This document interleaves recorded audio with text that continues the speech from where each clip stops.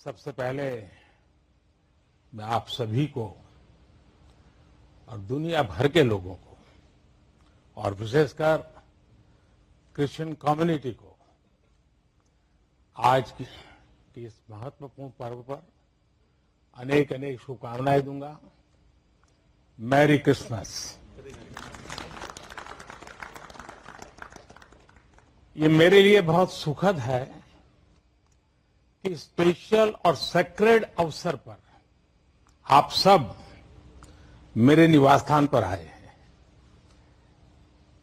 जब Indian minority foundation ने ये प्रस्ताव रखा था कि हम सब मिलकर क्रिसमस मनाए, मैंने कहा क्यों न मेरे यहां मनाए, और उसी में से ये कार्यक्रम बन गया।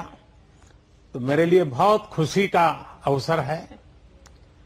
अनिल जी ने मुझे बहुत मदद की, मैं उनका विशेष रूप से आभारी हूं। इस पहल के लिए मैं माइनॉरिटी फाउंडेशन का भी बहुत आभारी हूं। क्रिश्चियन कम्युनिटी के साथ तो मेरा संबंध कोई नया नहीं है, बहुत पुराना बड़ा आत्मीय नाता रहा है और बड़े वार्म रिलेशंस रहे हैं। गुजरात का सीएम रहने के दौरान मैं ईसाई समुदाय और उनके लीडर्स के साथ अक्सर मेरा मिलना जुलना रहता था, और मैं मणिनगर जहां से चुनाव लड़ता था वहां बहुत बड़ी मात्रा में आबादी भी है और इसके कारण मेरा स्वाभाविक नाता रहता था। कुछ ही वर्ष पहले मुझे द होली पोप से मिलने का भी सौभाग्य मिला था।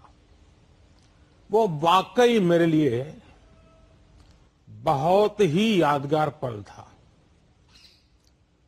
हमने इस धरती को बेहतर जगह बनाने के लिए social harmony, global brotherhood, climate change और इंक्लूसिव डेवलपमेंट ऐसे कई विषयों पर और लंबे समय तक बैठ करके बातें की थी।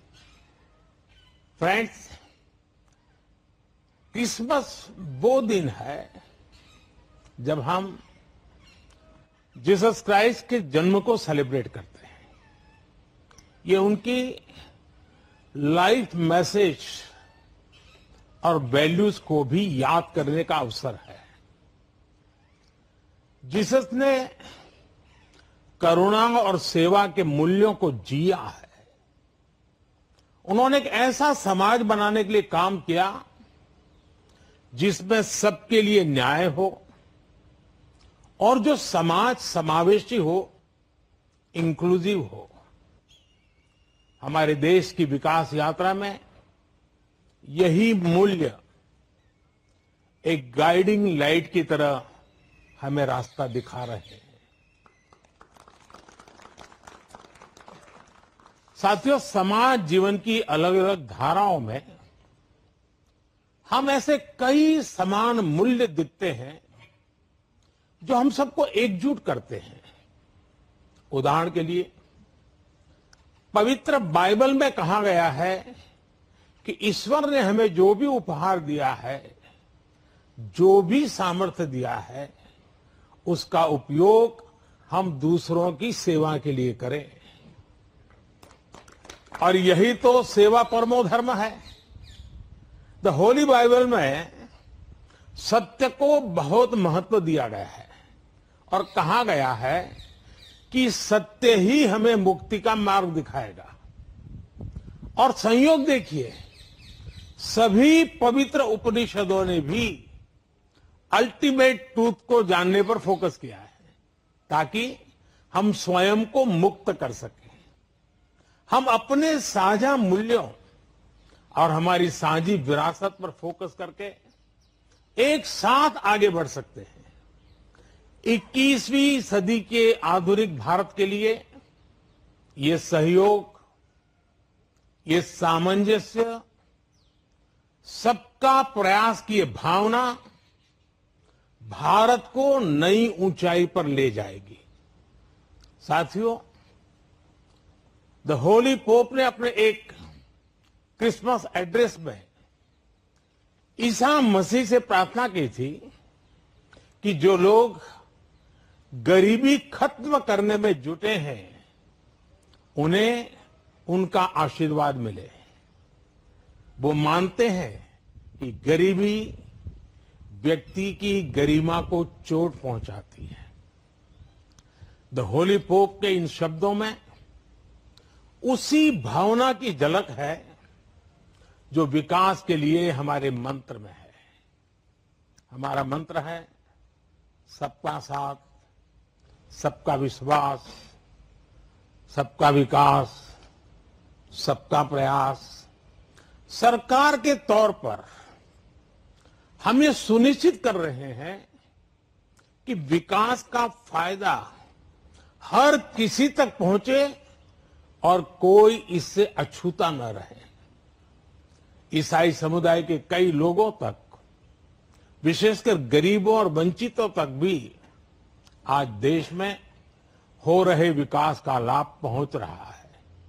मुझे याद है जब हमने फिशरीज के लिए अलग मंत्रालय का गठन किया तो ईसाई समुदाय के बहुत सारे मछुआरे भाई बहन हमारे इस कदम की सार्वजनिक रूप से सराहना करें, मेरा भी सम्मान किया, मुझे बहुत अभिनंदन किया। साथियों, क्रिसमस के इस अवसर पर मैं देश के लिए, क्रिश्चियन कम्युनिटी के लिए एक बात जरूर योगदान करूंगा कि आपके योगदान को भारत गर्व से स्वीकार करता है। ईसाई समुदाय ने फ्रीडम मूवमेंट में महत्वपूर्ण भूमिका निभाई है। फ्रीडम स्ट्रगल में क्रिश्चियन कम्युनिटी के कई थिंकर्स और लीडर शामिल थे। गांधी जी ने स्वयं बताया था कि नॉन कोऑपरेशन मूवमेंट की परिकल्पना सेंट स्टीफेंस कॉलेज के प्रिंसिपल सुशील कुमार रुद्र की छत्रछाया में रची गई थी।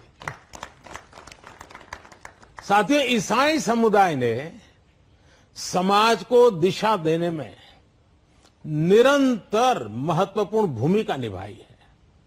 समाज सेवा में क्रिश्चियन कम्युनिटी बढ़ चढ़कर हिस्सा लेती है और आपकी कम्युनिटी गरीबों और वंचितों की सेवा के लिए हमेशा आगे रहती है। एजुकेशन और हेल्थ केयर जैसे महत्वपूर्ण क्षेत्र में आज भी पूरे भारत में ईसाई समुदाय के संस्थान बहुत बड़ा योगदान दे रहे हैं। फ्रेंड्स, 2047 तक विकसित भारत बनाने का जो लक्ष्य है, इस लक्ष्य के साथ हम अपनी विकास यात्रा को तेज गति से आगे बढ़ा रहे हैं, लगातार कोशिश कर रहे हैं।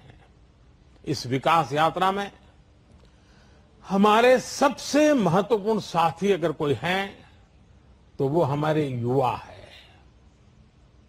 निरंतर विकास के लिए ये बहुत आवश्यक है कि हमारे युवा फिजिकली, मेंटली और इमोशनली फिट और हेल्दी रहें। इस उद्देश्य से चलाए जा रहे कई अभियान जैसे फिट इंडिया, मिलेट्स का उपयोग, न्यूट्रिशन पर फोकस, मेंटल हेल्थ के प्रति जागरूकता और ड्रग्स के खिलाफ अभियान जन आंदोलन बन चुके हैं। मैं क्रिश्चियन कम्युनिटी के लीडर से, विशेषकर जो एजुकेशन और हेल्थ केयर इंस्टीट्यूशन से जुड़े हैं, उनसे आग्रह करूंगा कि वो इन विषयों के प्रति लोगों को और जागरूक बनाएं। साथियों, क्रिसमस पर गिफ्ट्स उपहार देने की परंपरा है। मुझे भी बहुत ही पवित्र तोहफा मिला अभी और इसलिए इस अवसर पर हम ये विचार करें कि कैसे हम आने वाली पीढ़ियों को एक बेटर प्लेनेट का उपहार दे सकते हैं। सस्टेनेबिलिटी आज के समय की जरूरत है लिविंग ए सस्टेनेबल लाइफस्टाइल, ये मिशन लाइफ का सेंट्रल मैसेज है। एक ऐसा इंटरनेशनल मूवमेंट है जिसका नेतृत्व भारत कर रहा है। ये अभियान प्रो प्लेनेट पीपल को प्रो प्लेनेट लाइफस्टाइल अपनाने के लिए प्रेरित करता है। और बी संपत जी ने जो छोटी किताब में ग्रीन कलर लाने के लिए कहा है ना, उसका यही भी एक रास्ता है।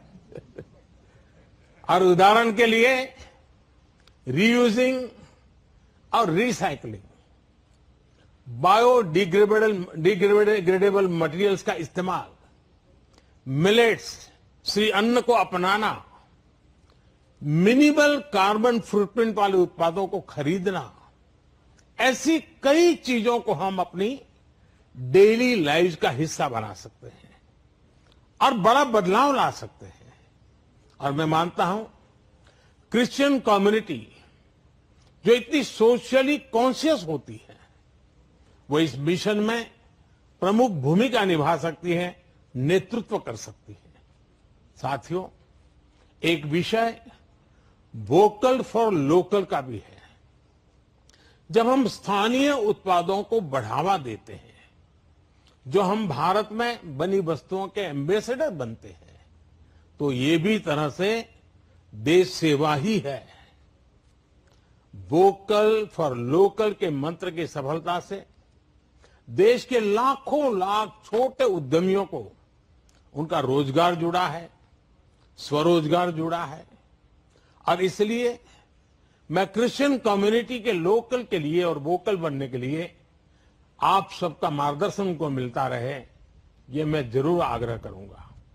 साथियों, एक बार फिर हम कामना करते हैं कि ये फेस्टिव सीजन हमें एक राष्ट्र के रूप में और मजबूत करें, सभी देशवासियों को और करीब लाएं। ये त्योहार हमारी डायवर्सिटी में हमें एकजुट रखने वाली बॉन्डिंग को मजबूत करें। आप सबको मेरी तरफ से फिर से बहुत बहुत शुभकामनाएं हैं। और आप सब समय निकाल करके आए और आप मुंबई से स्पेशली उस आयु में भी दौड़ करके आए।